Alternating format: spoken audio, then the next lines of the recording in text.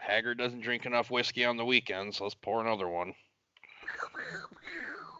I almost poured me one last night just for those fights, but we'll get into that later. But You must have meant fight.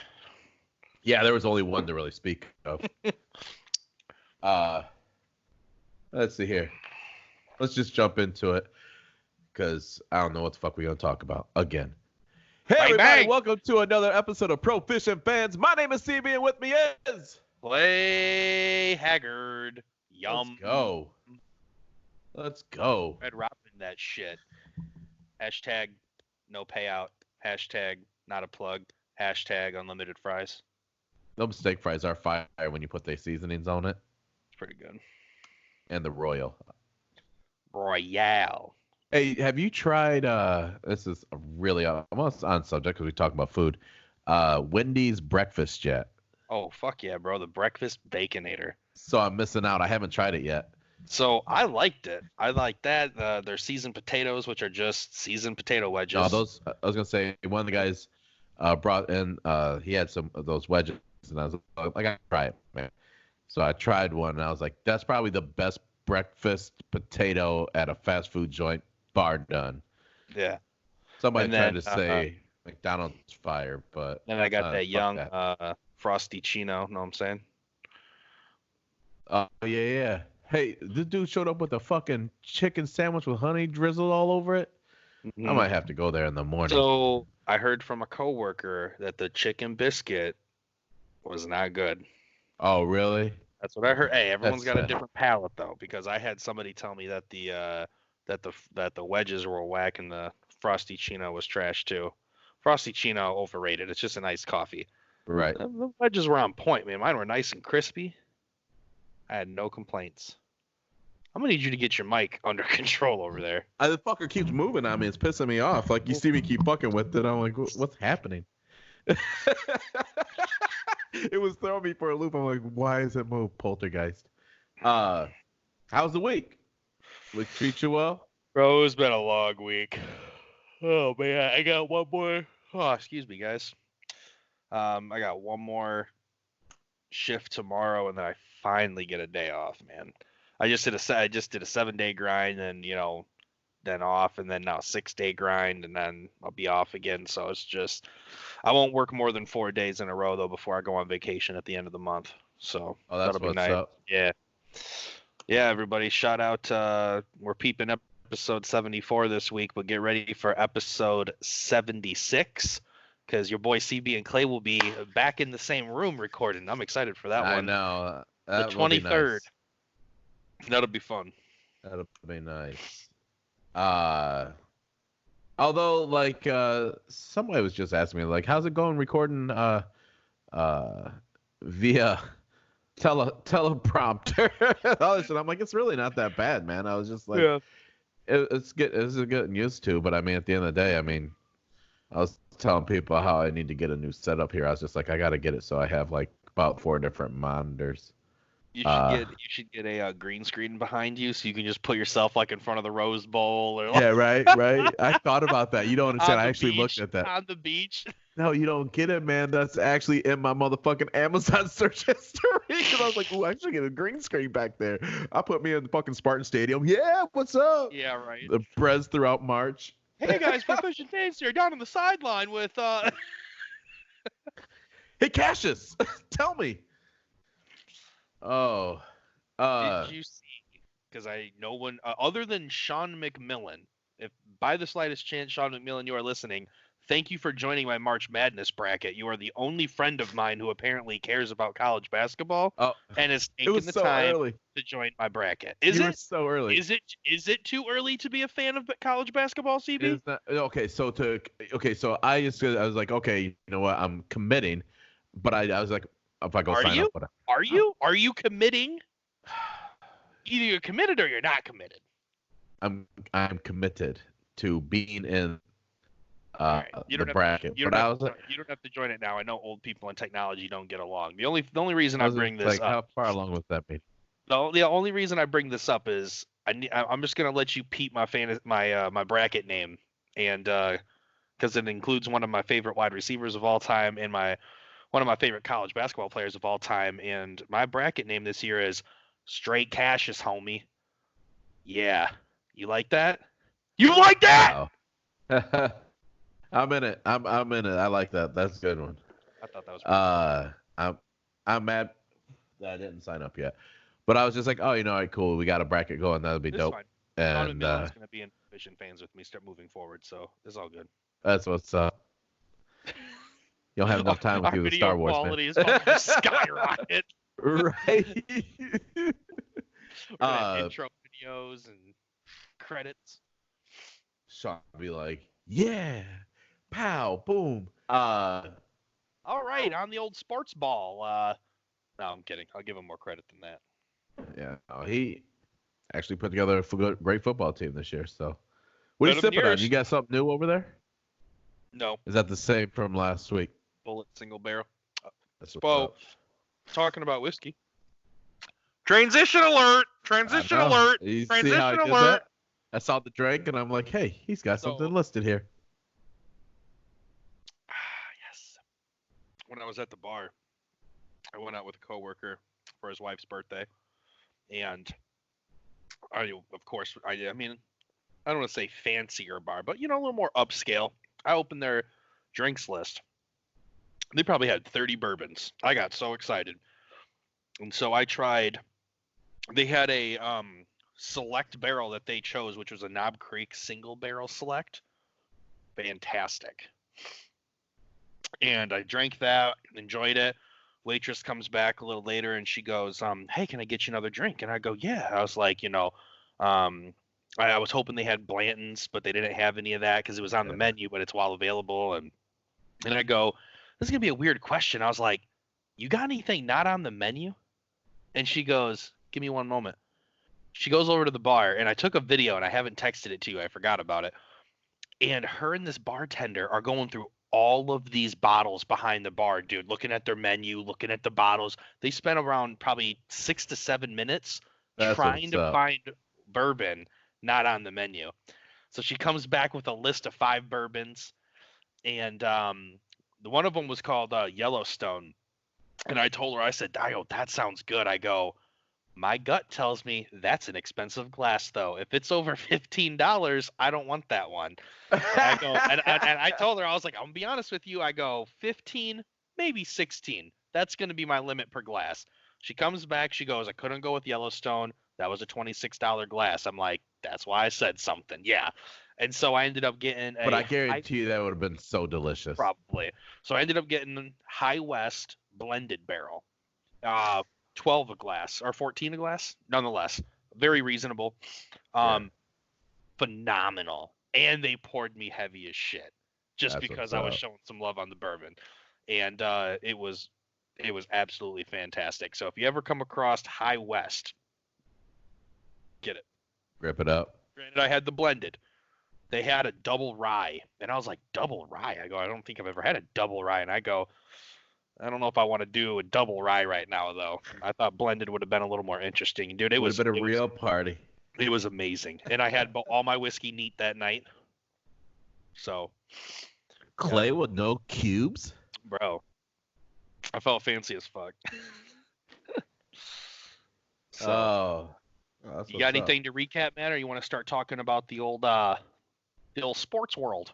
Yeah, I'm gonna be honest. I know I've had a lot of really lame weeks, but I mean, it's just been head down, focused on shit, So, sure.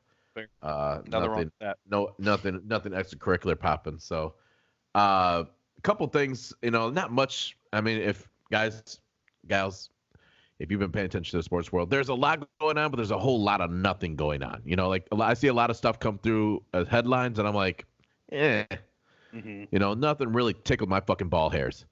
But I did see something that in the NBA, just real quick, I wanted to touch base on. Can Golden State make it back to the conference championship next year? You expect them to be back with we'll call their big three with Clay, Steph, and Draymond. And I know they don't got Andre Iguodala, who was a big part of that championship team before. KD got there. But I was just kind of curious. I was like, that is a good question. Do you think that they could make it back next year? Especially with the way the West is stacking up right now. Right. So it's funny you say that, because the one comment that I was going to make is just how much stronger the West has gotten. I mean, the West has always been the tougher strongest conference. One. Always. Like, well, I shouldn't say always. Always within the last Michael Jordan.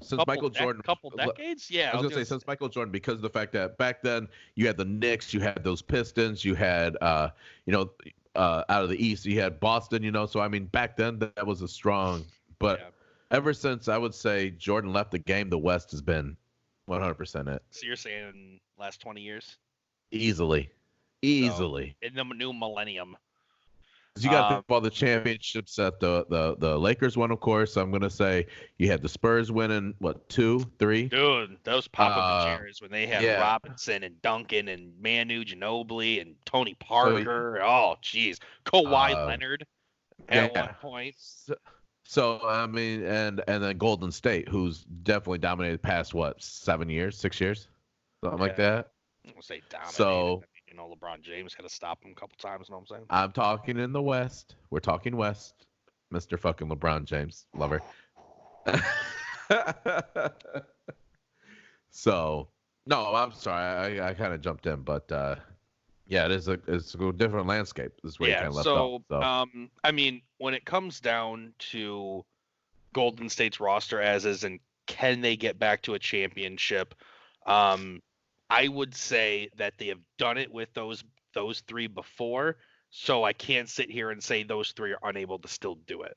Right. But I do think it would be harder now that the West has reshaped itself. Right. And with the stars who have come over into the West, it would be much more difficult. Now, people need to remember, though, even with like your dominant LA Lakers teams and your Houston Rockets and the rest of these powerhouse teams, the fact of the matter is in the playoffs, you're not going to face every single one of them. You just have to get to the postseason, and if they were to make it, even as a lower seed, they're only going to have to play 2 games to get to their conference championship. Right. So, they're only going to face half of those elite powerhouse teams. So I would say that there is a chance. But I don't think they're going to come back next year and do it. So to answer your question, no. Next year I think is too far of a stretch. Right.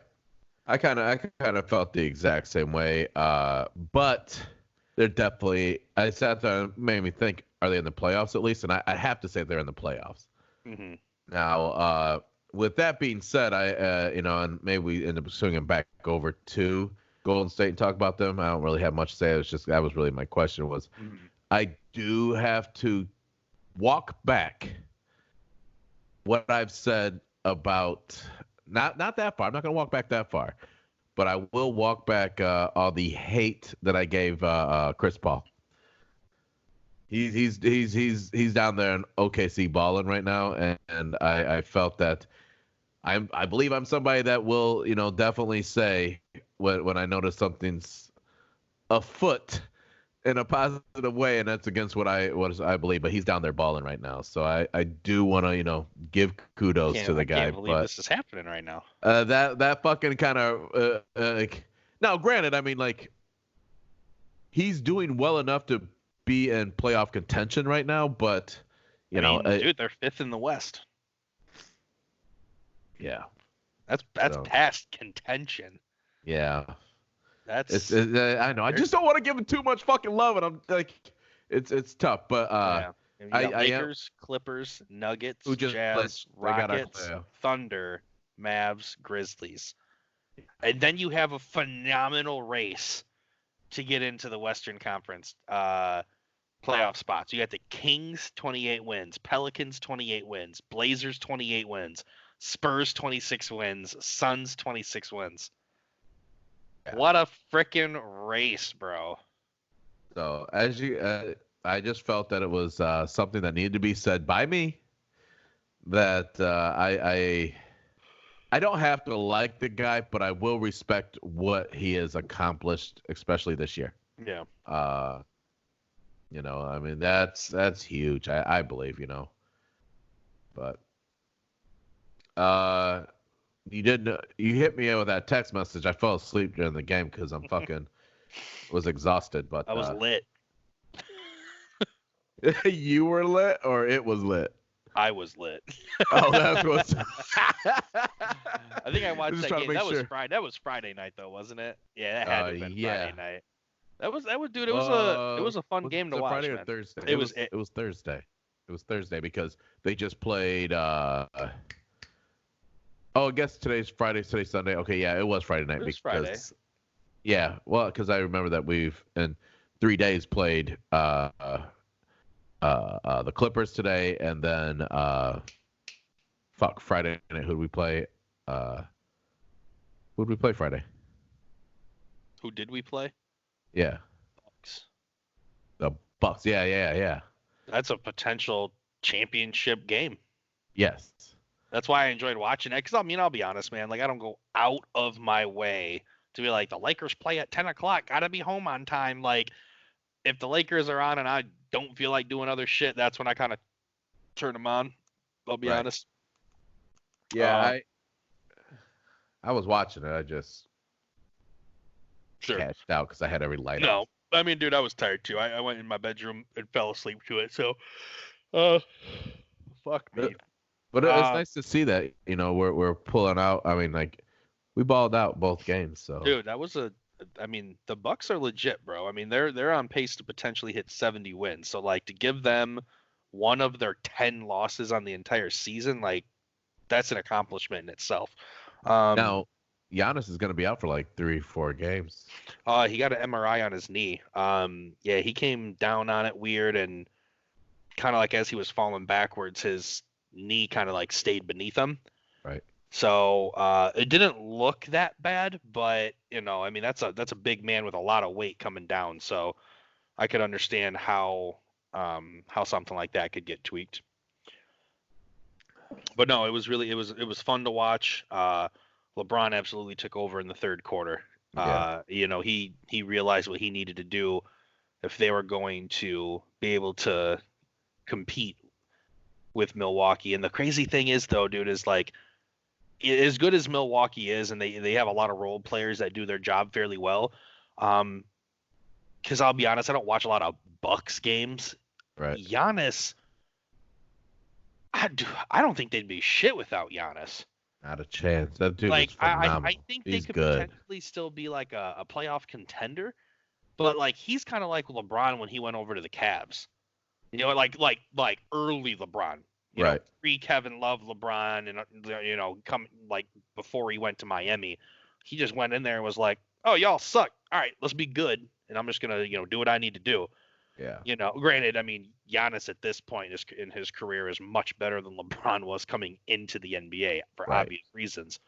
Let's not forget, LeBron took that terrible ass fucking Cleveland team, and I'm not trying to gas him, but I mean, let's not forget he took a terrible Cleveland team to the finals. Yeah.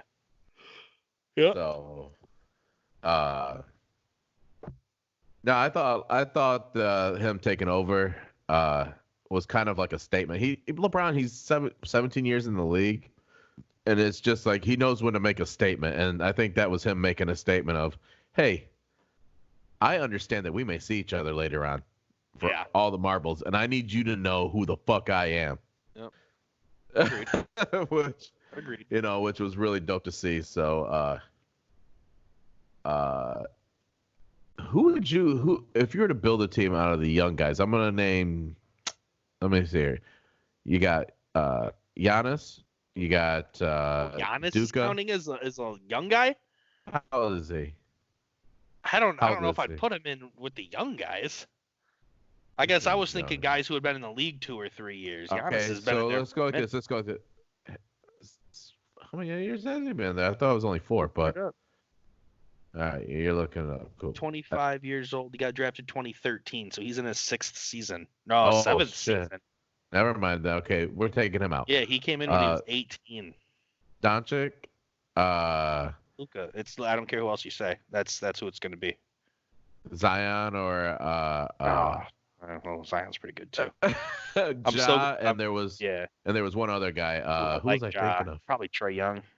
It wasn't Trae, even though I'm a Trae Young fan. I know you are. But there was, I can't remember who the other guy was now because I got caught up on Giannis. But anyways, we'll just say those three guys right there. Sure. I mean, if I'm building a team, there's reasons I like LeBron, and that's because I feel like LeBron, he's not a pure shooter. I mean, that's something he's had to work his ass off to get much better at. But I feel like Luka would be the guy still. Reason I say that, and then I want to touch on the other guys still. When I look at Luka Doncic, there's just not much that I see that he can't do. He's got a good outside shot. He creates his own space. He facilitates with the best of them. He can play down in the post. I mean, not like big man, not mismatch style, but you know what I mean. Like he can play physical. And I love his hustle. Like that dude, he's got hustle to him, yeah. And I like that about him. Zion obviously would be another phenomenal pick. What he's doing right now as a rookie in the league is just amazing. I don't want to say we've never seen it before because we obviously have from other guys. You got your Kobe's and your LeBrons and here's the thing. I was gonna say Kobe's rookie year has nothing even. I wouldn't even compare. My point being is I'm talking about first of all the game has changed because now you have to go to college or at least play a year overseas. So I mean it's a completely different league and it's unfair to sit here and talk about those guys coming in from high school compared to players nowadays coming out of college. But at the end of the day, I feel like Zion would be another great player.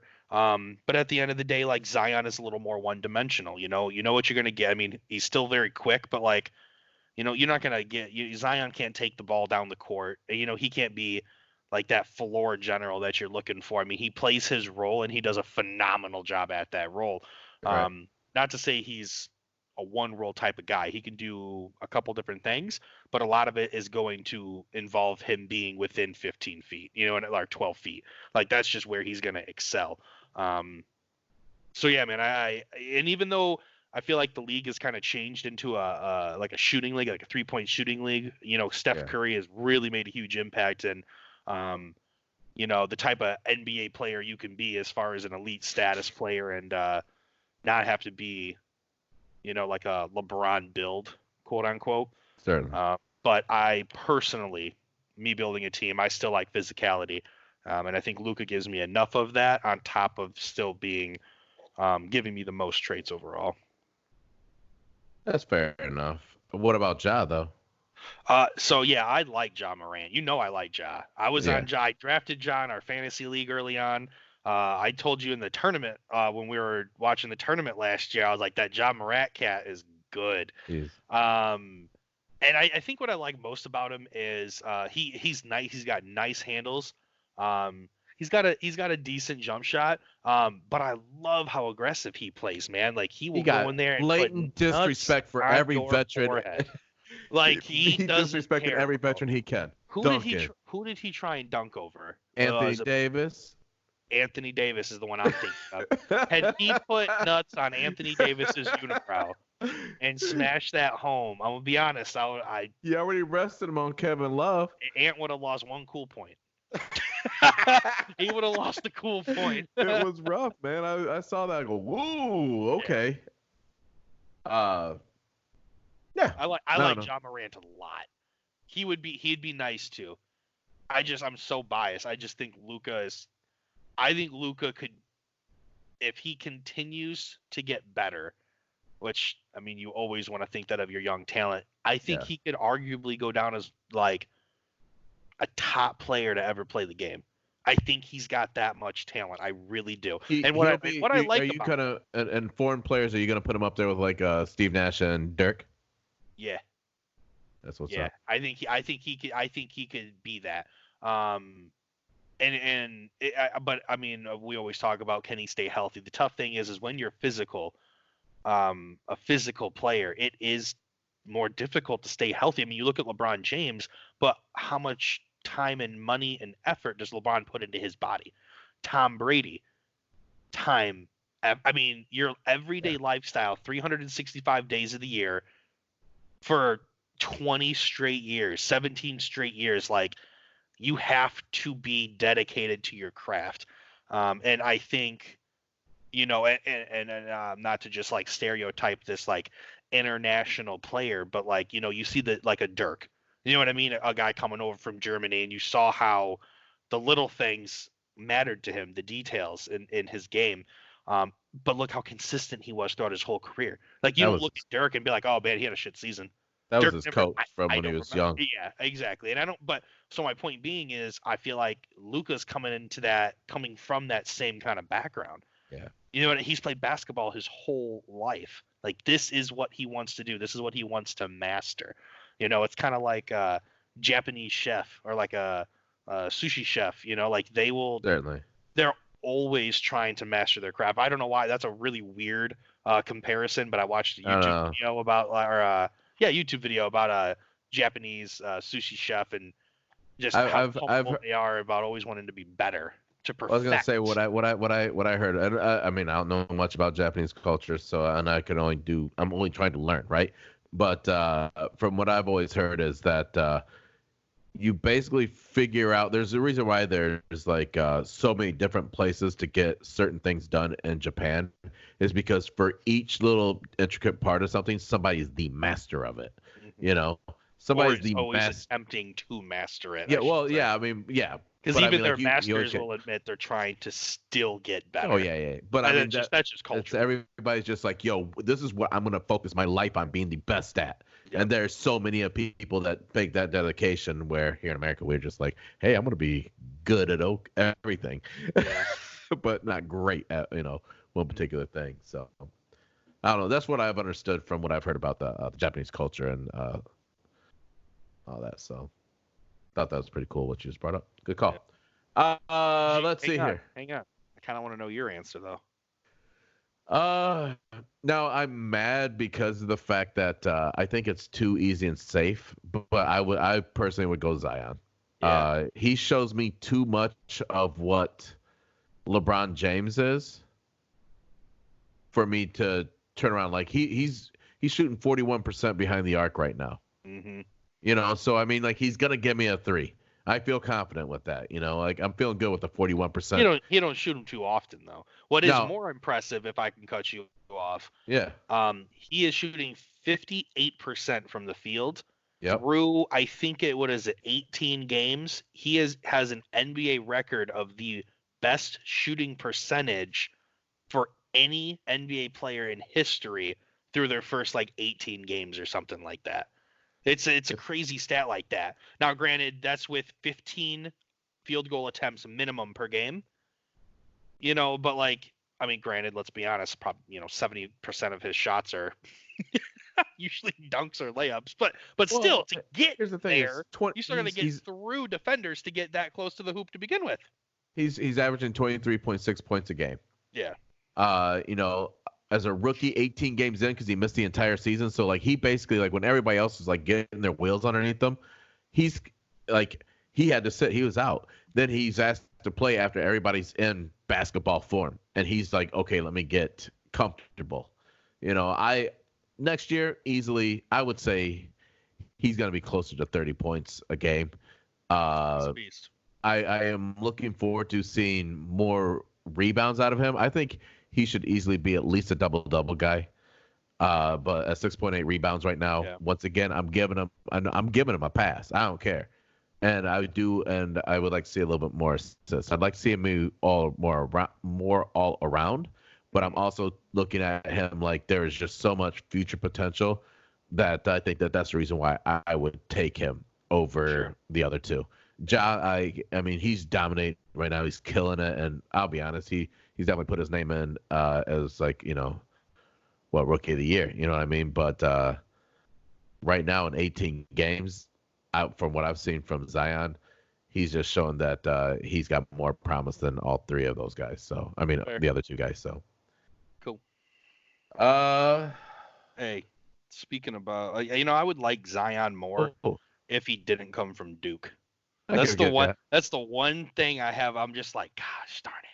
Like, okay, LeBron James retires. You have always asked me this, and it's haunted me since you've asked me. Clay, what are you gonna do when LeBron retires? Because I just assume LeBron will play forever. But if he doesn't play forever, let's just say, the tough thing is I don't know. And I was like, like Zion, and it's funny because I was always like, Zion has a very LeBron James approach to the game of basketball.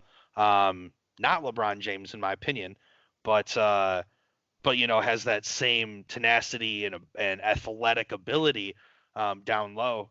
But yeah, man, Duke Blue Devil gets me every time. Yeah, I don't know. I like the way he plays basketball. He's somebody that I would easily build my team around all day. Okay, so you jumped ahead of me, but I'll take it. Hey, let's go. So, for those of you who don't know, Michigan State won today. Go green! Go white. We are now sharing the Big Ten title with Wisconsin. Boo! I'll be honest, that is quite the surprise from what I said here 4 weeks ago, when I said I was really nervous about the losing streak we've been on. We definitely turned it around. Yes, we did. And what's unfortunate? If Wisconsin, well, first of all, we could have won a lot more games, but had Wisconsin just lost their game, we would have won the Big Ten outright. Illinois beat Iowa today, which we needed. Yeah. Actually, no, we wouldn't have. We needed Maryland. We needed Maryland to lose too today. Yeah. They won. Yeah. No, and they play Michigan. Yeah. So. Easy dub. So we go from number 1 to where are we at? 14? 16. 16. Wait. Yeah, 16. Because I think Ohio State was 18 or 19. Yeah. And then Michigan wins a couple games of the season. They get pulled all the way up number 2. We have an excuse of why we were ranked number 1. When we got ranked, we had Langford. Yeah. That made sense, the number 1 ranking. Bar none, there's nothing that you can tell me that makes me think otherwise that was a legitimate rank if we had Langford. Preseason, I agree. We were a Final Four team. Yeah, so I was Langford, good with that. Yes, I would. I didn't think that preseason. I mean, to us, it maybe felt a little higher, but we take for granted what we have. You know what I mean? Looking in, but looking out, but looking in from the outside, I'm sure there were a lot of teams that thought Michigan State rightfully should have been ranked that high. Right. Well, and what I was going to point out was we go from number 1 to getting bounced out of the top 25 to ending up at 16. A lot of tenacity in this team, and which we're going to finish top 15. Yeah. So I mean, we're obviously going to get bumped a little bit. So at least one, So yeah, no, 100%. So a lot of tenacity in this team. I was really happy to. I like what I'm seeing going into March. Mm-hmm. What was it? 2 weeks or 2 games ago at halftime? No, it was last week. Last week before we recorded, we were down by 20 points at half. 19 points, yeah. Penn State. Yeah, and then we came back and won that. So I mean, that was a fantastic game. Not trying to, two halves, man. We just gotta we have to come into next weekend and then the rest of March real heavy, and I don't know. We've been controlling the ball better and all that stuff right now. I just hate to see us chucking up those threes that we love to do. Yeah. If we can't rebound them because there's not enough people boarding. But what do you think about the Big Ten outlook? I mean, we got nice little bye. So, I mean, are we talking about Big Ten outlook as far as tournament or just let's talk about us in the tournament right now, like the Big Ten tournament. I mean, the way we're rolling, I think Michigan State can be successful, but you cannot sleep on the Big Ten. Dude, there's so many good teams in this conference that you just can't do it. Wisconsin, very good team. Maryland, very, very good team. You still have Iowa. Luca Garza, amazing talent. One of the best kids in the country. Michigan. Penn State, great. I mean, I don't know where they came from. I didn't even know they were good at basketball until this year. I mean, they're a great team. So, and even Ohio State, I don't want to discredit Ohio State. Michigan, you can't sleep on Michigan. So my point being is like, I mean, there's 1, 2, 3, 4, 5, 6, 8 teams right there that are just all legitimate shots of, getting through at least the first round of March Madness. So depending on how the bracket plays out, because I haven't seen any like Big Ten bracket yet. Yeah. So yeah. Oh, I did. Hold on. Keep talking. I'm sorry. I have to see one earlier. Thought there was one like Big Ten Network put it out. Yeah. So you got Northwestern versus Minnesota and Nebraska, Indiana. That's on Wednesday, and then Thursday you got Michigan and Rutgers. And then you got Iowa. Got a bye. Wait, Iowa has a bye. It looks like. Oh yeah, here we go. Wednesday. Purdue and Ohio State. Oh, Penn State's playing winner of Nebraska, Indiana, and Iowa's playing winner of Northwestern, Minnesota. Then Wisconsin's playing whoever wins out of Michigan and Rutgers. Illinois is playing whoever wins out of that Iowa game. And then we have whoever wins out of Purdue or Ohio State. Maryland's got Penn State or whoever wins out of that. So I don't know, man. Right now I'm liking our look. I Purdue. We're just coming off this huge win against Ohio State and really putting it on them. I'm feeling good if we get Ohio State. Purdue, that could surprise us.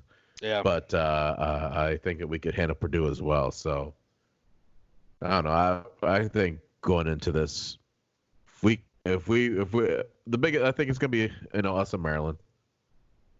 Is that how it will work out? I mean, yeah. I guess if you're kind of just looking at the top 2 teams. Well, it's not even that you're looking at the top 2 teams. It's just how it's going to play out.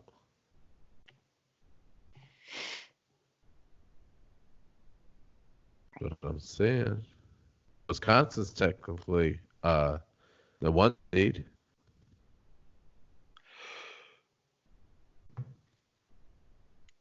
Big on for a baby boy. There you go. What you got? 3.5 hours of sleep is what I got. That's what I got. I was surprised you said let's pod tonight. I was just like, oh shit, let's rock. Yeah. All right. I mean, dude, I had a little bit of, came home, had some dinner. So like, plus I was like, once we get talking, like, it'll be all right. Word. March Madness outlook. I don't know. Do you really want to get into that yet, or do you think you just want to hold off on? Yeah. Yeah. Now, you brought up a good question as far as Michigan State goes. Yeah. I was reading an article this morning, and it was talking about if or should Josh Langford return to MSU next year for the 2020-2021 season. And when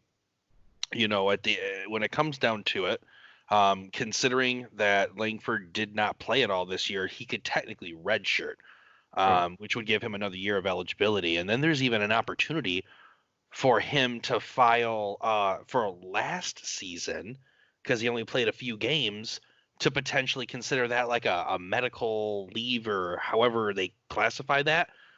I mean, I think that's a stretch. I think maybe one more season as like a comeback season, like is a potential. But I guess the question I put on here is, should he do that? I mean, as a fan, of course. Right. Why would we not want a matured, you know what I mean, Langford to come back? We're losing Cassius, we're losing some other seniors, and say, oh shit, arguably our best player is just going to come back for another season, which sounds phenomenal. But at the end of the day, man, like, I almost just feel like we've gone so long without him that I don't know if, like, having him come back at this point, like, I wanted him now. Yeah. I don't know if I want him next year.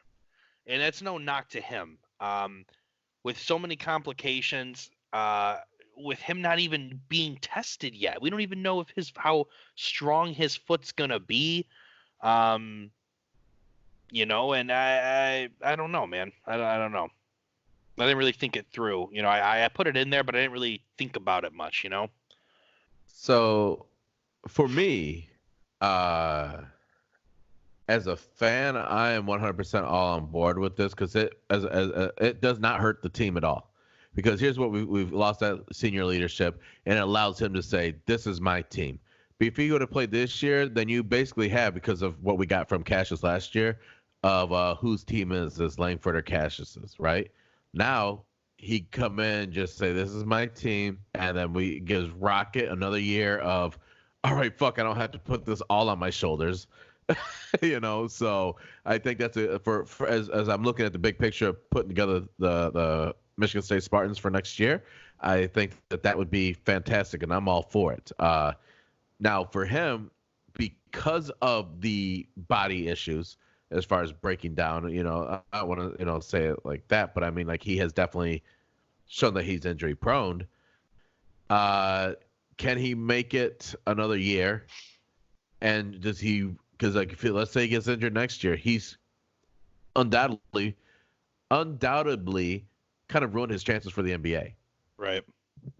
Where he might be able to jump into the NBA next year, like Tua, you know what I mean? Because, like, now we're kind of, I feel like he's kind of in the same boat as what Tua was in, but Tua is, I don't know. I think Tua's in a better situation than what Langford is. But at the end of the day, you get what I'm saying. Yep. It's a very comparable situation that he's in with his past injuries. So I think that he needs to figure out what's going to be best for him if he can actually make it an entire season, because he has to play every game next year.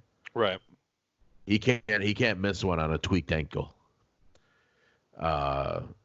So I saw that. I thought it was a great question, and me as a fan, I want him back, and because it doesn't hurt me as a coach or anything to have him back. Yeah, I mean, I would say the only way I would want Langford to really do this is if his heart is dedicated. You know what I mean? To really coming back, knowing he's got to lead this team, knowing the role he has to play, knowing the impact he has to make. You know, because I don't want him to come back just because he doesn't know what else to do. You know what I mean? Like, this needs to be his number one goal right now in his life is, I need to prepare, I need to get healthy, and I want to be there for tip-off game 1 next season. And that's exactly it. That's kind of what I don't want him to do it because he can. I want him to do it because he wants to do it. Well, and for him, it has to be what's going to be best for his bigger interest, because at the end of the day, he is a NBA caliber basketball, as we know him to be. Is he going to make it in the league next year by going in this year? Going in next year? Or does he need that other year to increase what he could possibly get paid? Mm-hmm. He has a business decision to make right now. We like to think of these guys as student athletes, but you and I both know it's a business for them as well. And he needs to know if his business is college business next year and take the money that he can get off of his likeness and still be able to, increase his stock for next year and hopefully bring us a championship as well. Or if he's just better off getting in the NBA and really working his ass off to prove that he is who he is, and he just deserves more money after his short deal. So sure, I'm all for Langford. I'll have him back at any time. You said a year and a half. I go, wait, we can get him for another fucking 2 years? That'd be dope. Kind of going into that, because I did want to touch base. and we're talking. I brought up draft. What do you think about LaMelo? Do you think that he's gonna go top? Yeah. 5? I mean, because like I almost think about him. I think about him like when his dad made a comment about him being the number 1 draft pick. I sat there, I thought about it. I'm like, very easily could, yeah, and rightfully so, be the number 1 draft pick. I think top 5 is feasible. I think top 10's definite. He's definite top 10. No ifs, ands, or buts. He's better than Lonzo. Like he is the best ball. He is by down. far the best ball. Yeah. Well, and I think even all the balls would say that too. Yeah. Even Lonzo, well, definitely LaMelo. Yeah, right. What is it? Is it LaMelo? No, Lamar. it's what's the middle child? Oh, I don't know. The fucking thief. Yeah, he's a goofy looking motherfucker. He just got signed to the G League. I mean, yeah, possibility. Anyways, but I think I thought about it. I started thinking about all the seniors this year, and I definitely could see him being the number 1 draft pick. Yeah. And I think when it comes down to it, and I could be wrong on this, but I feel like depending on the success of the athletes coming out of college, I think will dictate where LaMelo falls more so than what LaMelo's done overseas. Does that make sense? Like if these college athletes finish off March with just ridiculously stellar tournaments, I think their high-end performance bumps them over LaMelo because of the platform of the tournament. Like I feel like that is enough for a conference tournament and a national tournament. I feel like just playing in America where they are all the best. And I know LaMelo's playing professional, but I have a good feeling that a lot of these I got a feeling that these, high-end college basketball teams could easily hold their own against some of these teams overseas. No knock to them, but I mean these guys all played college ball too.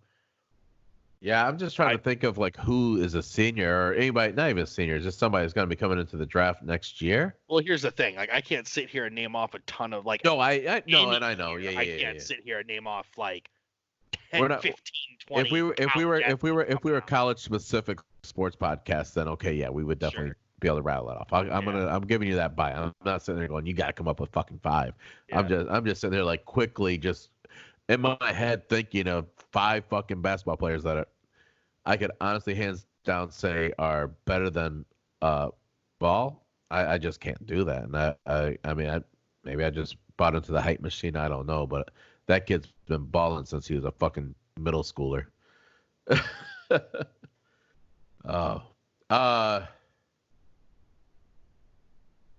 you watch the fights last night? I know when I saw you were out, so. Transition alert! Yeah, I watched them not all of them, but like 4 of them until like 1:30 in the morning, and I was tired because I didn't get much sleep last night. But yeah, man, no. So I went out and grabbed some drinks with a coworker for his wife's birthday. And by the time I got home, I think I turned it on, and we were right around.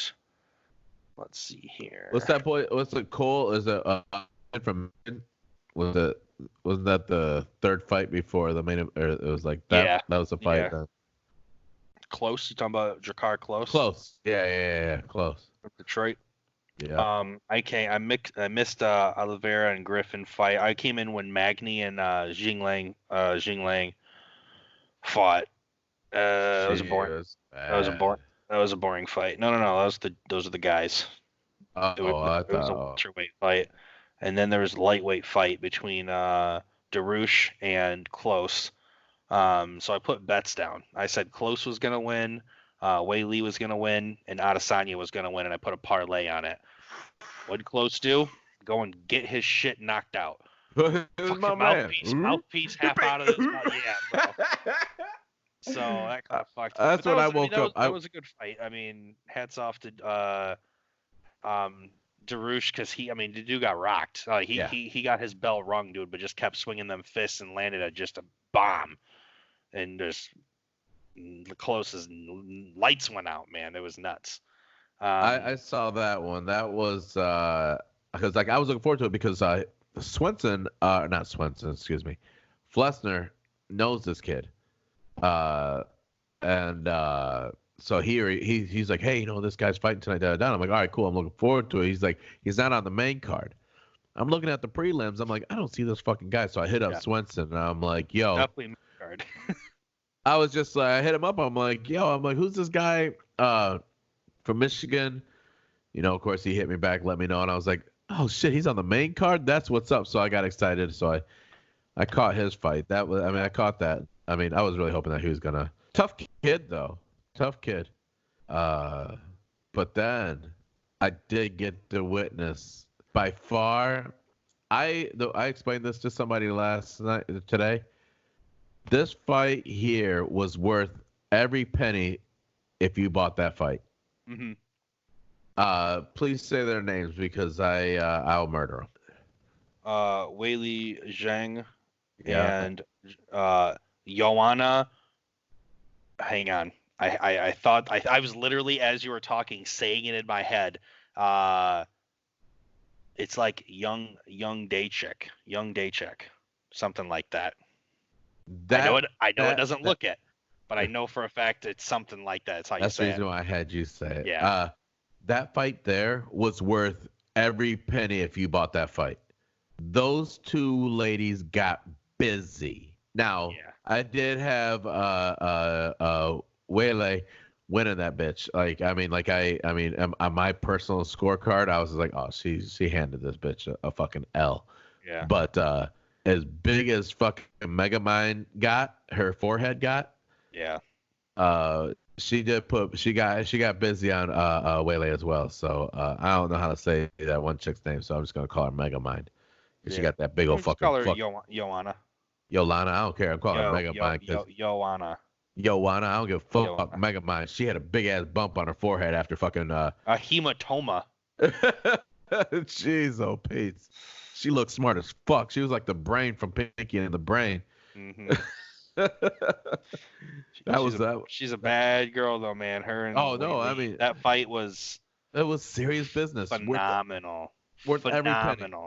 It's honestly, it might be one of the best UFC fights I've ever gotten to watch. And you know what's awesome to say it, man? I love, and I've only seen one source say it this way when they said it was the best WMMA fight.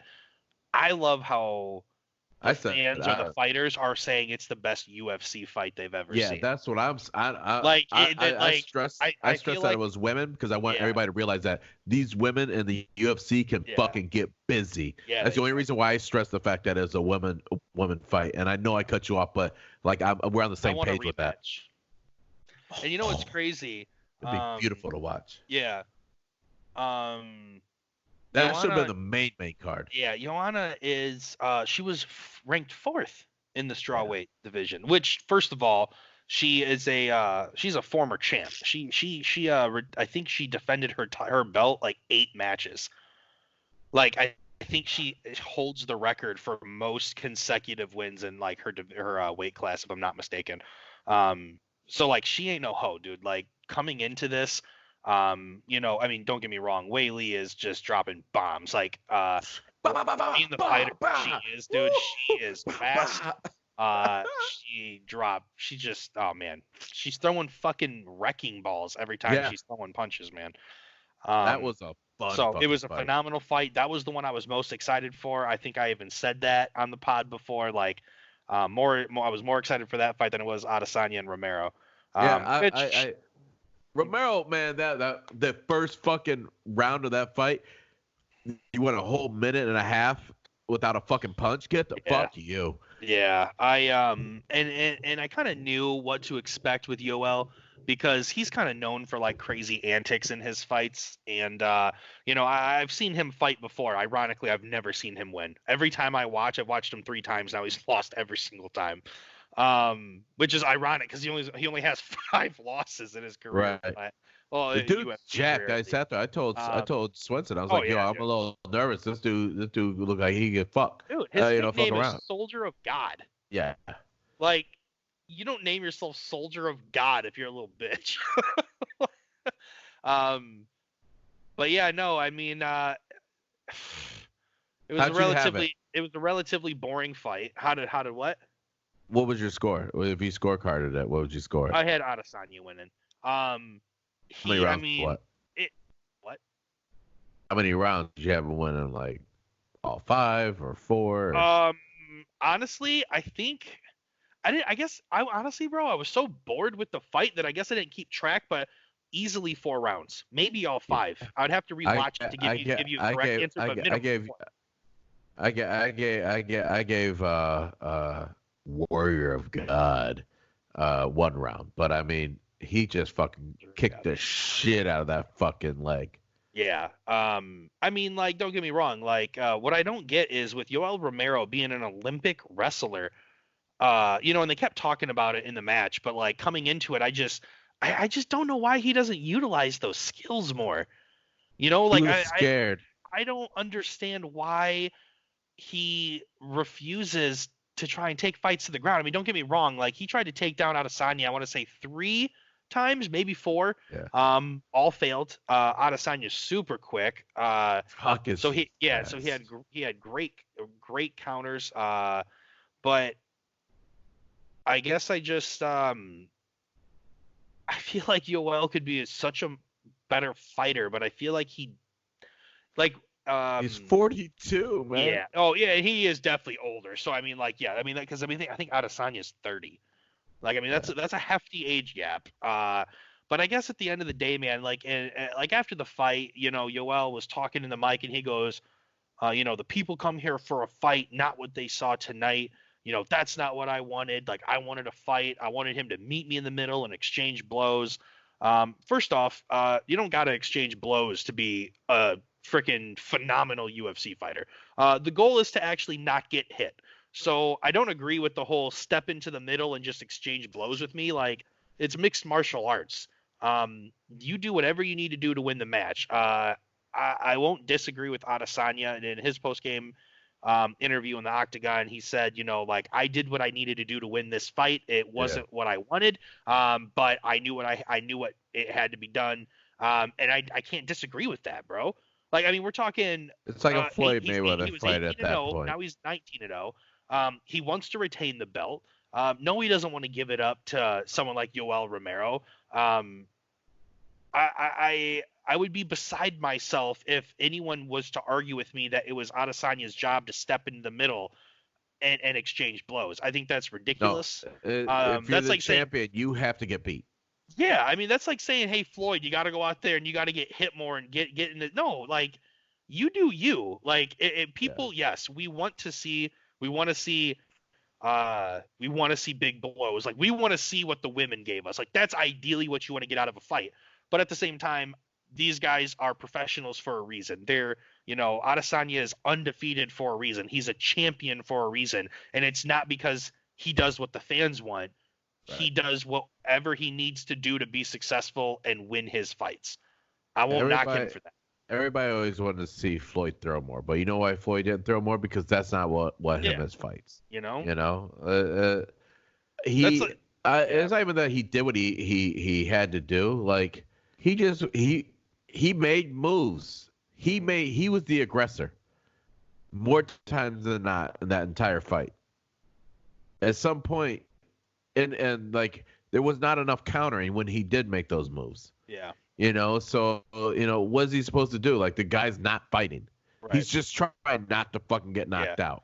That's the reason why he didn't go try to take it to the ground, because he was afraid to get caught.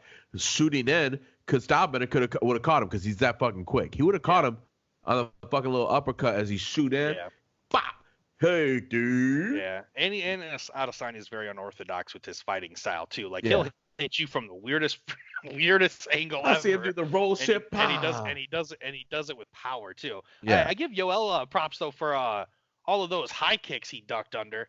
You gotta have some damn reflexes to be like, oh, high kick, and then duck under that shit. I'll be honest, I'm personally impressed with the fact that his fucking leg didn't collapse, because it almost did a few times. Yeah, but that right leg got fucking destroyed by those kicks. And I was watching something prior to this, but they were talking about kicking, and if you think about it, like the blunt force that comes from a leg and how fucking big and powerful a leg can be, and you're just chopping away it's like a baseball bat. Oh my god, man! Like dude. I mean, these guys kick through baseball bats. You know what I mean? Like, yeah, these are. It was dope. When you look at like as a scientific fight part of it, that was a great fight to watch. But if you're looking for excitement, you didn't have it. You had to have watched Zhang and Joanna fight. That's Yolanda. Thank you, Joanna. Young solid. That was a good fight. But next week, main event, you got Kevin Lee and Charles Oliveira. They're lightweights. I saw a little bit of some like marketing or whatever you want to call it. That looks like a decent fight. One after that, you got Tyron Woodley and against Leon Edwards, welterweights. That'll be a pretty awesome fight. This isn't a pay-per-view, is it? It's just on ESPN Plus. These ones are all free.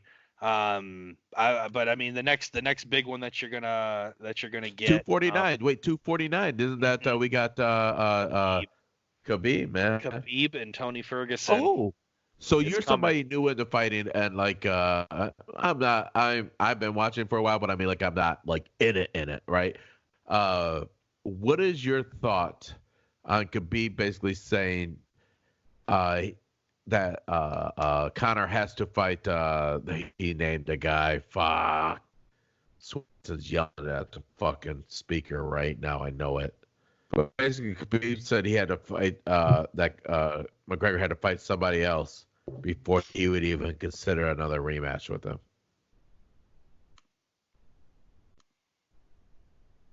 That was a question. I would have easily answered this, but I'm giving Swenson the ability to call in live. He just has to. Oh, you call him? His spidey senses have to be tingling right now. Like he's probably just chilling. He's like, oh my god. For some reason, I feel like I'm needed somewhere for UFC knowledge. You know what? I'll call him right now. Because I want to know. I don't know his name. I can't think of the guy who's Swenson. Call. Speaker.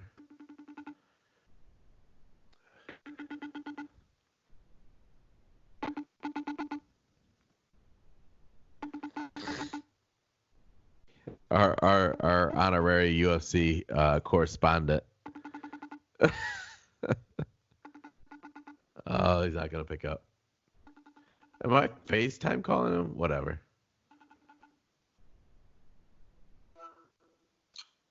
Hola. Hey, what's happening, man? How's it going? Good. Hey, you are live on the air with CB Watkins and Clay Haggard, Proficient fans that you know and love. I have a question for you. Who is it that Khabib just told Conor McGregor he'd have to fight before he would do a rematch with him? Gaethje. Gaethje. Gaethje. Gaethje. The press conference, right? That you're talking about? Yeah. Gaethje. I think it was like Gaethje. Justin Gaethje. Yeah. So did you hear Clay? He was yelling it. I was sitting there trying to put my earphone up to the fucking thing. We're gonna figure this out. We're gonna figure this out so we can do the call-ins and stuff. Gaethje's a boss, man. He's good. So real quick, because I asked Clay this question, I'm gonna ask you. Do you agree with that being a solid request from Khabib of McGregor to fight him before they fight again? I mean, Khabib can say whatever he wants. The UFC is going to put together the biggest fight. So, I mean, as a fighter to a fighter, I agree with that. You know, maybe you've been away from the sport for too long. Take off one of the contenders. I can agree with that, but the UFC is going to do whatever sells the most, and Conor sells the most. That's fair. That's fair, but don't you think that they still have to? So no matter what you think, Dana White, if he's just like, you know what, it doesn't matter what you say, Khabib, I'm gonna make you fight him. Yeah, it comes down to that, but it also comes down to how he performs next month against Tony. See, a lot of people believe that both fighters, win or lose, are going to walk away with a lot of injuries, or at least be not cleared by the state to fight for like 6 months. So Conor doesn't want to wait, so there's that problem too. So it kind of makes sense for him to fight Justin. It does, if he doesn't want to wait for Khabib. So that's what's up. It works out for everybody in their own way, but Conor gets what he wants at the end of the day, and Conor doesn't duck fights. It's documented. All right. Well, we're gonna see how it plays out. I just was just wondering if that was. I mean, with Khabib being the champ, I feel like if you want to, if you, yeah, I was gonna say if you're gonna give any credit to your champion, you kind of, I don't know, as a business owner, I'd be like, you know what, I want you to feel loved, because Khabib could go anywhere and fight, and I'll demand that kind of money that he's gonna demand in the UFC. Well, money doesn't matter to him. That's what. Well, I know, but I'm just saying he could demand it if he wants it, though. Yep. That's like, just so Khabib pretty much is thinking in his head, I already smashed Conor. Oh my fucking God, get it together. There's no risk. There's more for him to gain. It's only for Conor to gain at this point. So. Hey, real quick. He sounds good on the mic, by the way. Don't stop fucking with your headphones. Well, I was okay. You can try and put your microphone in your earpiece. Justin, can you hear me? I'm trying to. Justin, can you hear him? Justin, can you hear me? Barely. Justin, can you hear me? I can now. When he yells. When you yell. I have 2 questions. 1, what did you think about the Khabib Tony Ferguson face-off press conference thing that they did when Khabib kicked Tony Ferguson's belt? Did you hear that? Did you ask me how I felt about that? Yeah, about the belt kick. Man, that's not like Khabib. So I think that Tony did a better job of getting into his head than Conor did. Yeah. Because that was very disrespectful. And Khabib is not typically like that. That was gangster shit. Kicked that belt off the stage. I felt some type of way about that. I didn't like it. What'd you say, Clay? Yeah, Clay agrees. What was your second question? I was going to say, second question for Justin. You're going to have to relay this to him because it's too difficult for him to hear me. I want a 30-second recap on how you felt about Weili and Joanna, and then a 30-second recap of how you felt about Adesanya and Romero. So what he said. I heard okay, that. Good. All right, so for the female fight, that was amazing. Weili is just super impressive. I've seen Joanna do that time and time again with a lot of different contenders, but what made that special to me was the first and second round I gave to the champion, to Weili. The third round, Joanna turned it on, showed her that, hey, I'm here to stay. You gotta put me down. And got that bubble on her forehead. Hematoma! That was in the third round. Weili kind of faded in the fourth, but then turned it back on in the fifth. So it was like touch and go for each one. They threw over like 400 strikes.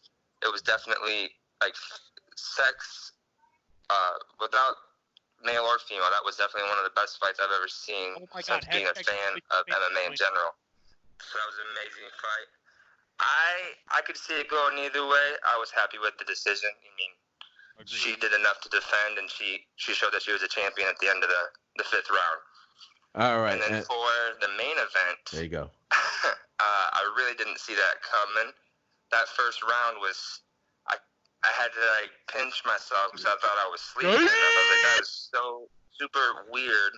I can't blame Yoel for doing that because it definitely threw Izzy off.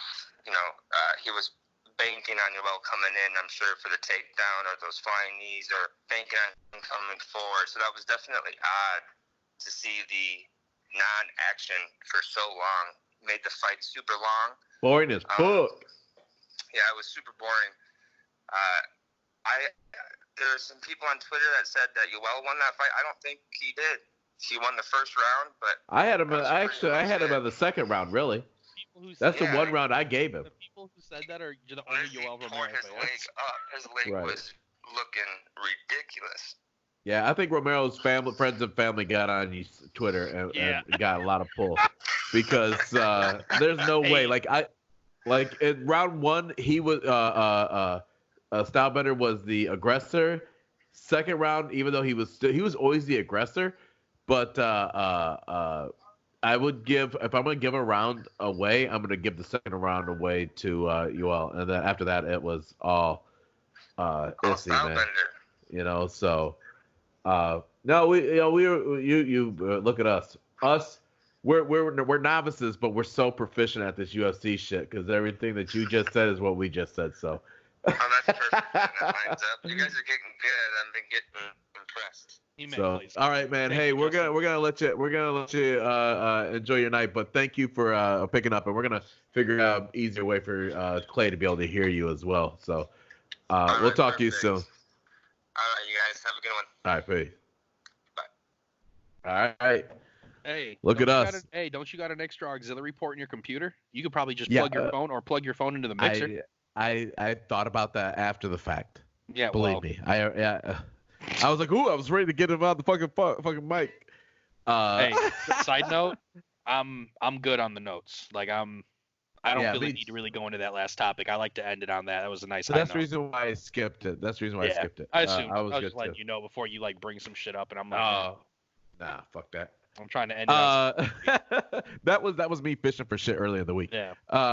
I've enjoyed watching fights lately, man. Not just MMA, but like, you know, even the Wilder Fury match. Now, granted, not every boxing match is gonna, you know, have 200 heavyweights for a title. Yeah. So like, that's a tough one to come by. But every now and then, like, if you or my mom or you know, I always say Kyle because like Kyle's one of the only other guys I know that's knowledgeable about boxing. Right. If you guys ever have like there's a fight coming up, like I think I'm gonna start tuning into that kind of stuff. I'm really getting into you know, watching the fights and that shit's fun, man. I look forward to that stuff now.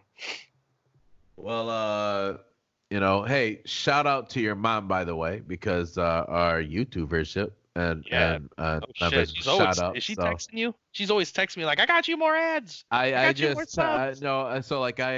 texted her because I saw that we had got more subscribers on there, and I was just like, yo, thanks for the shout out. You know, like I know where it's coming from. So, you know, and our listeners, you know, like ones that tune into our podcast, because we have, you know, much more listeners than we do viewers. But I mean, our viewership is just, I mean, you know, it's all new. So, you know, I know a lot of the YouTube part of it comes from Hip Flippin' Mama on YouTube. Go subscribe to her. You like jewelry? You're in luck. Wednesday night auctions. Even if you don't, the more subscribers, and if you just periodically go and like her videos, it helps build her page up, so that way she can make more of an impact on this big wide thing that we call the internet. Help Clay get better presents. Yeah. We're not concerned about that. We're concerned about helping her reach her goals. Mama. That's right. So, guys, thank you for joining us for episode number 74. We're out. Peace. Take care.